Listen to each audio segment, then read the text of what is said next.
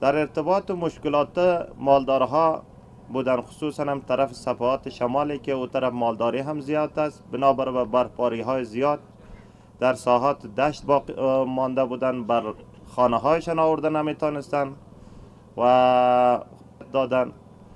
گفتن که از 1,000,000 تا 100,000,000 تا 1000,000,000 ما در خدمت هستیم. همه ارگان های امنیتی و خدماتی این اداره در خدمت است. برین که برای مالدارها خدمت بکنید، مالشان را انتقال بکنین، انتقال بدهید. کدام جایی که گیر ماندن از اونجا خلاص کنین، علوفه ندارن علوفه برسانین. اونا برای ما مردم هدایت کردن. در اسرع روز داخل 1.5 ساعت تصمیم گرفته شد و همه ولایت ها هدایت داده شد و 10 میلیون اولین قدم دمونجا فیزیکی در اختیار ما مردم 50 میلیون قرار دادن که برین کار بکنین. تا 1000,000,000 تا هر چقدر که بکار باشه ما در خدمت هستیم. وزارت دفاع با همراه همه وسایط و تیاره و چرخبال هایشان در خدمت تان است. وزارت داخله با همه امکاناتش در خدمت تان است. والی های ولایت ها در خدمت تان است. اونا ما مردم از اونجا برآمدیم و تصمیم گرفتیم و شاید در رسانه ها و دیده باشین و شنیده باشین که در ساحات دورترین ساحات میبینین که که و خوراکجات و بارکدگی موترهای اردو روان هستند. دمو دشت ها رفتن و مالها خوراکه رساندن. ای از برکت اخلاص محبت کلانای ما هستند و همچنان امروز شاهدش هستیم که در امی دشت و ساحه یخ و سبز علی قدر الحاج مولوی صاحب عبدالکبیر خودشان اینجا حضور دارن. الله پاک و قدمایشان حسنات، با عمرشان برکت و صحتمند و عافیت داشته باشند.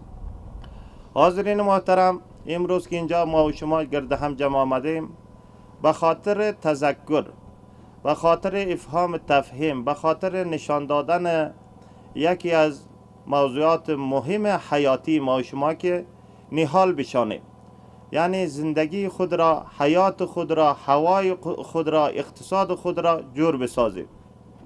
وزارت زراعت در چند بخش مهم کار میکند. یکی از امو بخش‌های یک جزئیه‌شان نهالشانی هستند. وزارت زراعت اساساً در 5 بخش کار میکند.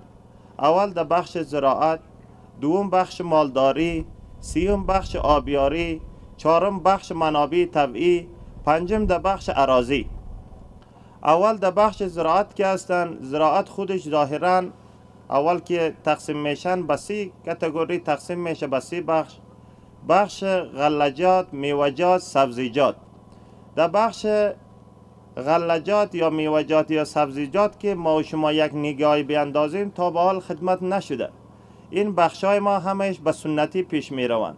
دهاقین ما در ذهنشان اونمو سنتی طریقه ترتیبش، تخمش، طریقه و انداز و پرورش و کاشتن و جمع‌آوری و همه غلجات از خصوصیت زمین مشخص کردن و تخم‌های اصلاح شده مثمر در او کشت کردن و طریقه مکانیزه پرورش و جمع‌آوری سر اینا ما کار میکنیم.